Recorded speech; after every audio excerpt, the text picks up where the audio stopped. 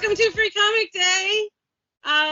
You've been to other ones before, so this will be a little different. Can we start off by you saying who you are and what you do? All right. My name is Greg Smith, and I'm one of the co-creators of Junior Braves of the Apocalypse. Yay!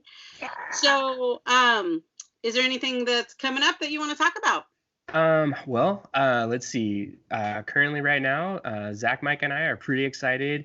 If conventions and other things were still on the horizon, as per the norm, we would be out promoting the upcoming tabletop RPG that is coming out this summer from Renegade Games, which is a version of Junior Braves. It's Junior Braves on top of the well-loved and family favorite, if you will, Kids on Bikes game that Renegade Games has put out.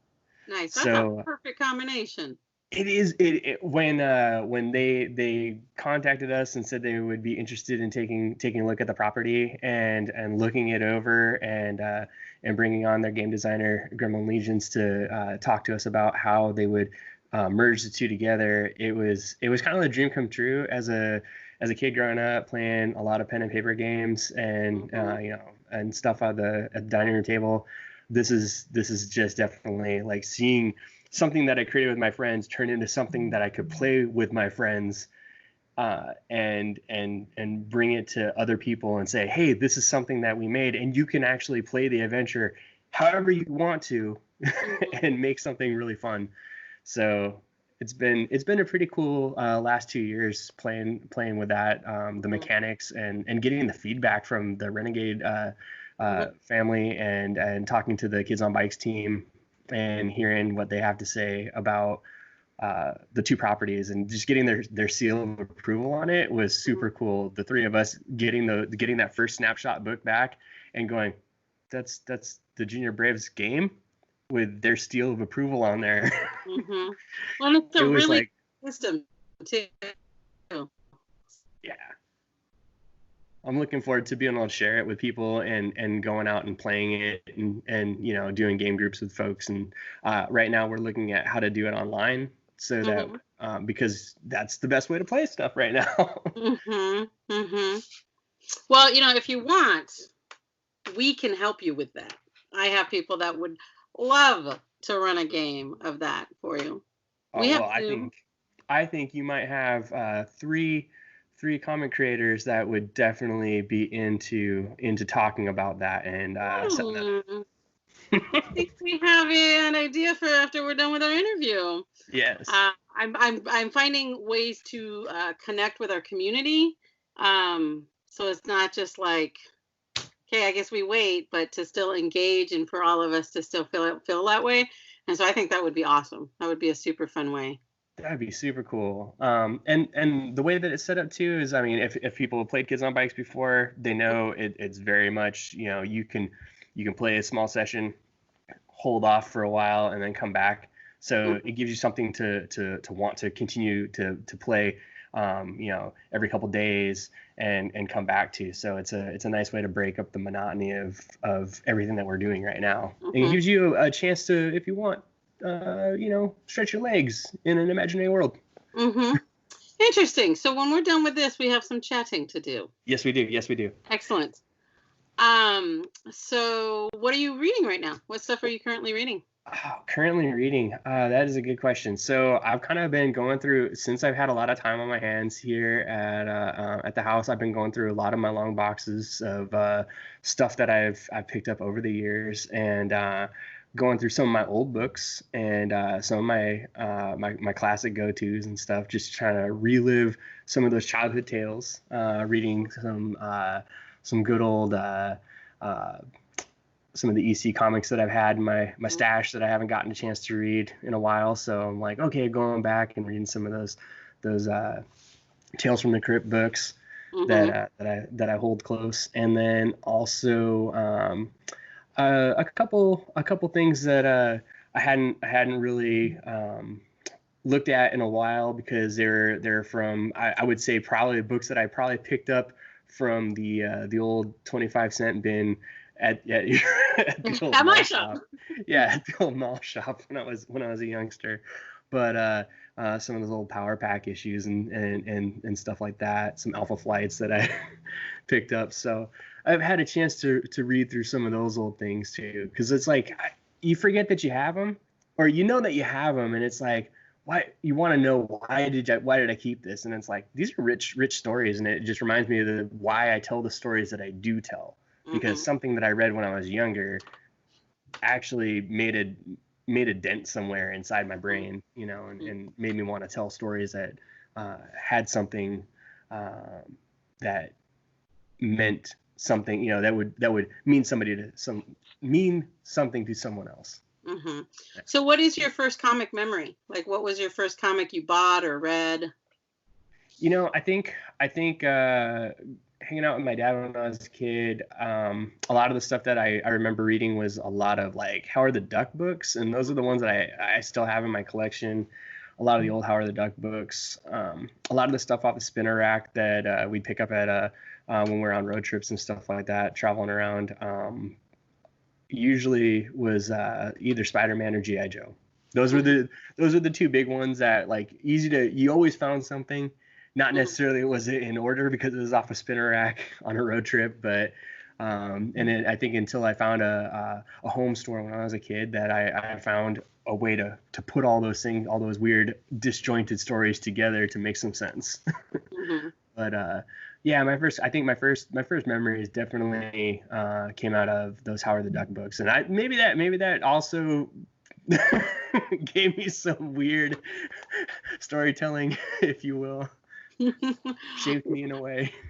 It's interesting because I ask that question to everyone, and it's interesting, like, when I hear, like, oh, well, that explains a lot. That explains a lot about what you write now.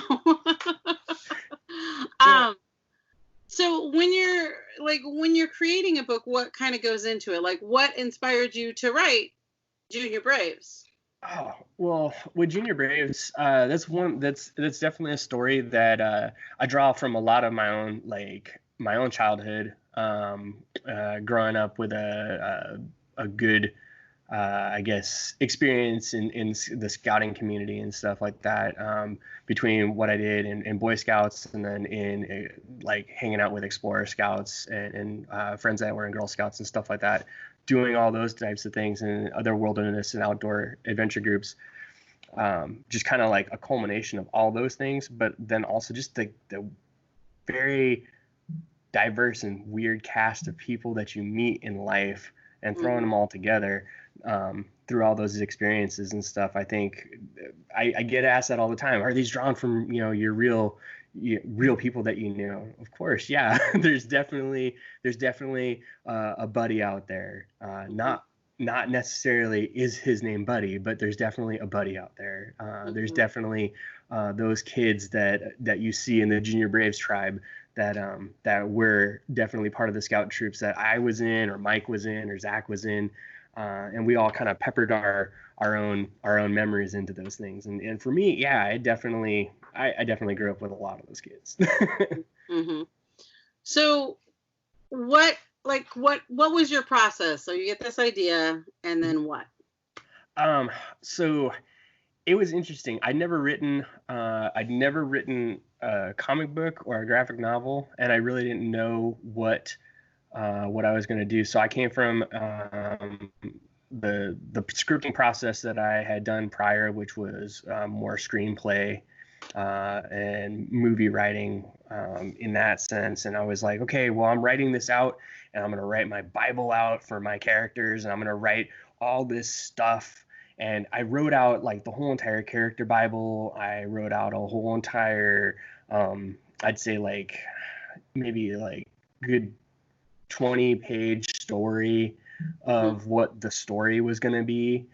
So Mike and I had a pretty good book at that point of what Junior Braves is going to be. And then we went through and kind of just like turned that into the script.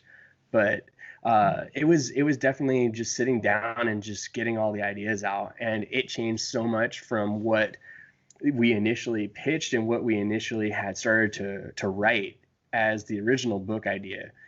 because it was very much, it was all, as people who know Junior Braves is what it is, it was very more scout oriented, but we couldn't go with scouts, as I've said before, because scouts as an organization is very litigious, and when we brought it to them, they did not want to work on a project together. So it gave us an opportunity, and a really cool opportunity, not a challenge, but an opportunity to create our own universe with our own organization and put in all the weird things and talk about all the things that we wanted to talk about in there, and gave those boys the ability to have that narrative and have the voice and stuff. So that was kind of neat. So we were able to do those things, and I like that better than having to, work within certain confines, because that would have been a little, I don't know, a little tough.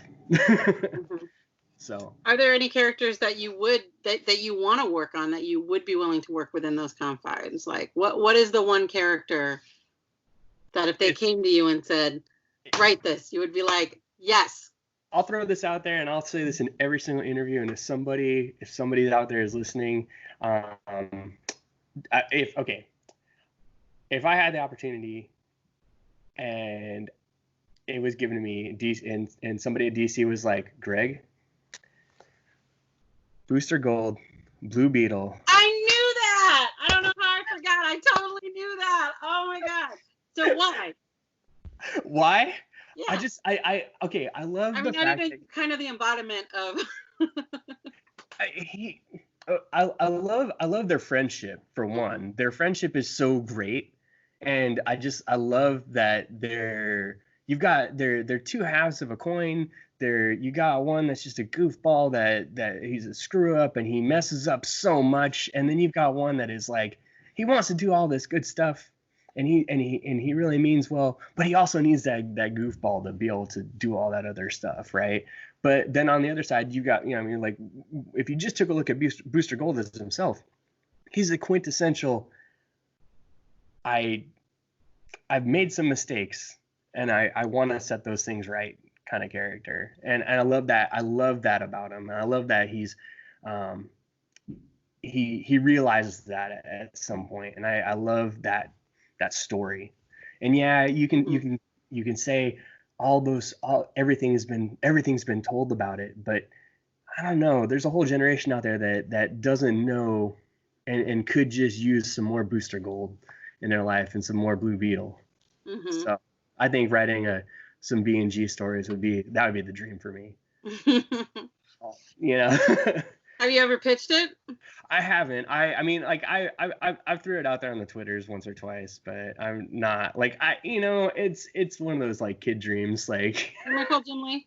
Hey Jim, what's up? Let's get this going. I would absolutely die. I think definitely, like, in the I think once I'll grow the chops in, the writing chops, as it were, Mm-hmm. And we'll get them. We'll see. So what part of your craft do you like the most, and what part do you like the least? What part? It's kind of weird. When I first started writing, I really liked to write a lot of character-rich dialogue. I thought dialogue was, like, super important and everything like that. But then I realized that as a writer writing in comics, your dialogue just dirties up those beautiful images that the artist draws. And I realized that if you're gonna write a comic, you need to keep in mind that your artist is putting in so much more work than you are to make this book so much more enjoyable than your dialogue will ever make it, right? Mm-hmm. If that makes sense. My dialogue is a small portion of what the reader is going to enjoy, but the beautiful art and the landscapes and the other things are the other giant takeaway. Mm-hmm. I really feel. So I did a giant pivot and tried to take that same idea of writing dialogue, but making it more pointed and creating a way to tell a better story, less words, more driven through what the character's actions are versus what they're saying, in a sense, right? So giving them more that either agency or breaking their narrative through what they're doing versus what they're saying, because actions speak louder than words. Mm-hmm. So what we do is a lot more important than what we say sometimes. Mm-hmm. So we see that in Junior Braves and a lot more in book 2, and in book 3 coming out. That's going to be a very I'd say action based, and a lot of stuff that's done where the words, they're not necessarily, I'm not going to say they're missing. They're there. They're just, if you take a look at it from a tweet perspective, if we went back to that 40 character Twitter way that it used to be, that's kind of the way that I like to write my speech bubbles, trying to keep it down to a very small amount of characters and keeping it very tight and compact. So trying to give those characters that much less to say. But the way that they do things on the panel through their actions makes much more sense. So what can you tell us about the third volume? The third volume. Okay, so if people have been following along and they know that it's essentially that quintessential going to grandma's house story in the apocalypse, and fighting off those mutant zombies. They will, and this doesn't spoil anything, they will kind of get to their destination as we see Seattle is out in the distance, right? So that's always been their where they're going, their destination. So we have a lot more spaces and places that people might know if they've been to the Pacific Northwest, if they grew up, live around, or just visited. You'll see a lot of landmarks that are very familiar, and a lot of things that you'll look at as you're walking around after Comic-Con someday, or just visiting and saying, oh wow, I got to get a picture of this. So it was a lot of fun doing that, and it was a lot of fun taking pictures and sending them back to Zach and having him take a look and really put everything back into the story in that sense, and having his take on Seattle as he's visited a few times, just playing with the structure of the city, making sure everything made sense. You can't do that. That's not where the street is. That's not how it looks. Why'd you choose Pacific Northwest? Chose it because you write what you know, and it being our kind of like our first time out with something, definitely chose an area which I felt comfortable. Mike and I both kind of growing up in this area, growing up and living in the Pacific Northwest just made sense.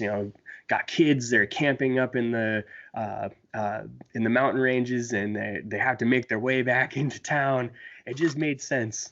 I've gotten lost in some of those woods, so yes, I can see it's so easy to do.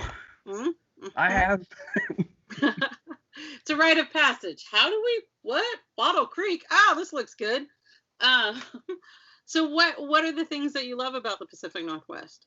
I wrote a poem when I was a kid, or it was a poem. It was more like a short story, but it was more like a poem. But it was all about Mount Rainier, and it was after we moved here from the East Coast. And growing up on the East Coast in a cityscape, and just the tallest things you see and the most things you see are buildings all the time, and you don't see trees everywhere you go, or mountains and stuff like that. And I would say just coming out here at about 12 years old and having my eyes open to trees and mountains and things that were just causing me awe at every moment. It opened my brain up in a sense. I just had to write about the mountain. I wrote about the mountain so much. I have a whole entire journal of mountain stories and how much I love the mountain from 12 to 14. Just stories of the mountain. About the mountain. Was it before or after Helen's went? That was after. So it was weird because we had come out to visit my grandparents, and we were gonna come out to visit them, and that was like right around when it went, and then we postponed our trip. So my mom was like, yeah, we're not gonna go visit. And then we came out, we stayed with my grandparents, and we went up, and it was like, I think like the year after, and we drove down that way, and it was just like, didn't look anything like what the pictures that my mom had showed me what it looked like when she was younger. So it was a very different place. And then growing up and going down there and watching that whole area change and camping around there was just that's crazy to see how nature has changed that from when I was a kid to what it looks like now. It's just absolutely amazing. And then watching the deer come back to the area and all the animals and stuff like that. And I remember going down there in, I would say like the late 90s, and just like going down there with a camera and just like taking pictures of stuff and just being amazed at how the wildlife was just taking it all back. And it went from looking like a crazy ashen desert to what it is now, just a lush landscape again. I mean, there's still things that look amiss, but I mean, it's quite striking. Yeah, we got ash all the way down here. Yeah. It covered everything. It was crazy. I couldn't imagine like being here when that happened.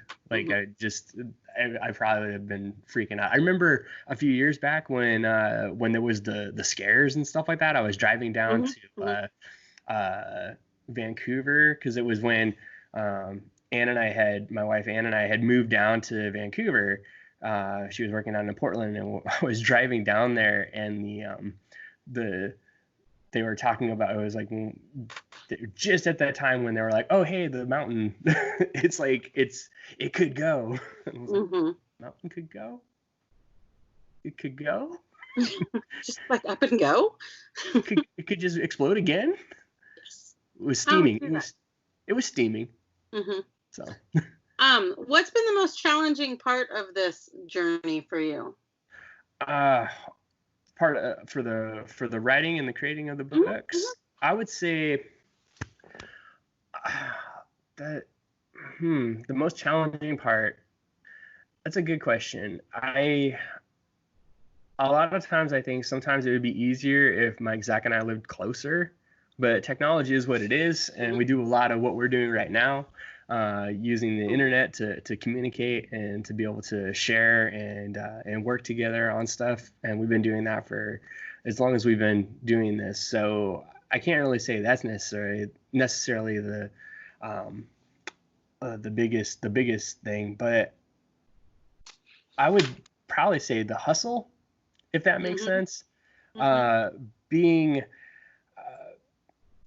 I'm believe it or not, kind of a quiet person. If the background behind you doesn't strike you as the shirt, it's very loud, and probably in my head sometimes it's very loud. But most of the time I'm kind of like, I'm just gonna throw on some headphones and just be kind of quiet and just do my own thing. But having to go out and go to conventions and be on almost 90% of the time, or go to shops and be very as engaging as people want you to be, if that makes sense, as much as a customer wants you to be engaging. I think that's the hard part, because you don't want to sell something to somebody that nobody wants, but you also don't want to miss an opportunity to talk to somebody that, even if I'm not selling something, if I'm not making a sale of a book, if somebody's not interested in it, but I'm having a great conversation, to me that's a win, because I'd rather have a great conversation with somebody than sit there with a pen in my hand twiddling it going, what else could I do today? So I try to make everything as fun, as possible, and that's probably why I wear bright shirts and am a spastic goofball. But at the same time, it is like you're on all the time. So I think that's like when you like jump back in the car or get home, it's like the turning it off. You're like, oh, I'm so tired. So I just realized you're wearing a Bomb Pop shirt. What? Yes, I am. It is. Well, it's like tomorrow. I mean, the sun is out. It's time for it's Popsicle season. Is it not? I have had those in my freezer. I don't ever not have them. Those and Otter Pops. So I'm just saying. You have to. I think, okay, so one of the best pictures I think that I've ever taken in my adult life. So I went out and my wife Ann gave me authority to fill the freezer with food, and I bought. Okay, I'm such a child. I'm listening. I want to check something. Okay, I bought 20 frozen pizzas, 20 frozen burritos, and these are all gluten-free items, and I think like 6 boxes of freezer pops of various flavors and kinds, and filled up the freezer. And she went to go check on it, and she asked me if I was a functioning adult. And you said no, I am not. I said, that's why I married you. You're my handler. I needed supervision, and you sent me out alone. Yes. You sent me out with $100, and that's what I came back with. Well, that's pretty good for $100. Yeah. Oh, I think I probably put more than $100 into it. I was trying, honey. I knew how much would go into it. So one of my last questions that I have for you is, can you talk kind of about how the industry has changed over the years? Okay, so yeah, definitely. I've seen it change drastically, like drastically right now, and we'll get to that. But in the past years, as a customer, I've seen it go through some different changes and whatnot. As a customer, with the different ways that they've handled comic book sales to stores and shops, and how you get comics, where you get comics, and how comic shops work with their customers. How you go into a comic book store, and what a comic book store is. I remember going to comic book stores when I was younger, and back on the East Coast, it was like it always felt like going to like a weird closet store. You walk in and you're always afraid if you're standing too close to the wall of stuff, that the stuff is going to fall on you, or you're going to open up a long box and there's going to be a cat inside it or whatever. And prices were never on the books. So that was my experience, like growing up until 12. Then as things kind of changed, I saw a giant shuffle and change from more of like a comics collectibles kind of type thing. You saw like a lot of card stores and other things like that kind of merged the two. And I've seen that more so as the industry's kind of changed. It's become more of a different kind of setup, if you will. You see more stores, kind of like your store and other stores that I've been to across the country, where it's more of a space, a place you can go to. There's a lot more to find and to get from a comic book store. There's also, they're more willing to get you things and or find ways to get things if there's some sort of situation that may or may not be happening, either with distribution or other things like that. And that's kind of where we're at right now. And we're seeing a lot of comic book stores looking at different ways to help their customers out and find different ways to bring either creators to their customers, either through video chats like this, or getting the product from publishers, and or if they're an independent creator, getting those products from that independent creator into their shops, so that they don't have to try to go out there and hustle on the all on their own out on the internet, because sometimes that's also very difficult. Without conventions and other things like that, there's not a venue for people to do that. And I think sometimes when you have various shops that are willing to do that with the various creators, it makes it a lot easier.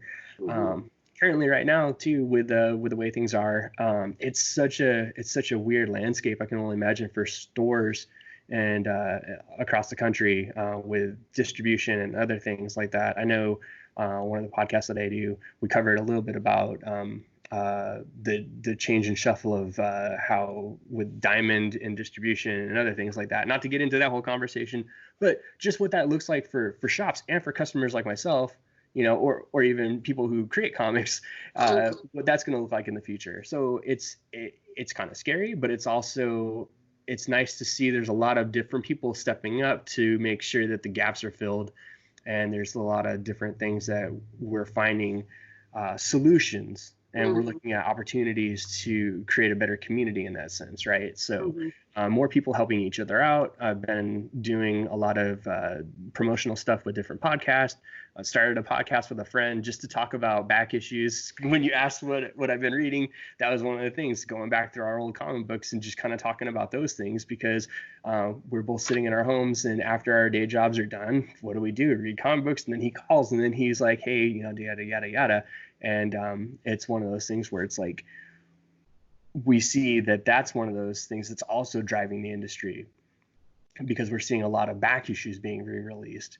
And that's kind of cool too, because that's something that you didn't see necessarily. I mean, you see it, but it's also neat to see people going in. I wouldn't say re-release. I'd say more people going back and finding those back issues as golden nuggets of great storytelling and great artwork and literature and stuff like that, and going back and saying, oh, hey, you know what? I need to read Justice League America number 52. I want to see Fight of the Week, Fight of the Century, and I want to watch Hal Jordan and not Hal Jordan. I want to jump in my Green Lanterns here. But I want to see that action. Punch.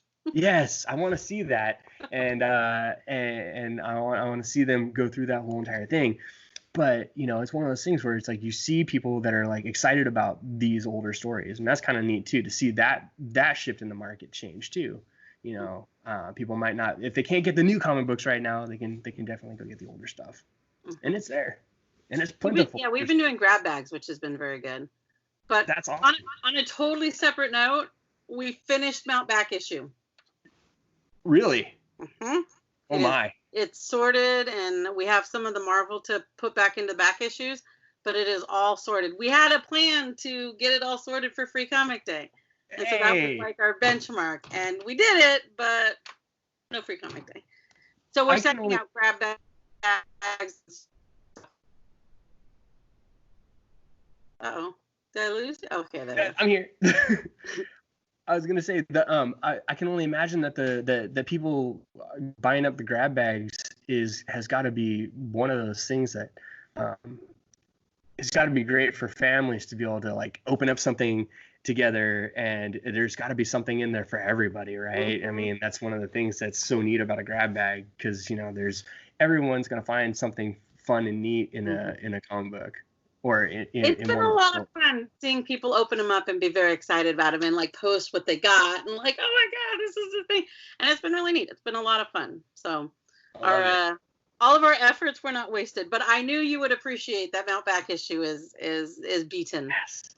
Yeah. We haven't sold all of them because we don't have our holiday to do it, but it's all done. So I should be wrapping it up because I know you have some stuff to do today. I just wanted to say thank you for being a part of our Free Comic Day. And if we can't do it here like we normally do it, then we'll do it this way. And then next year, hopefully, we'll all come back.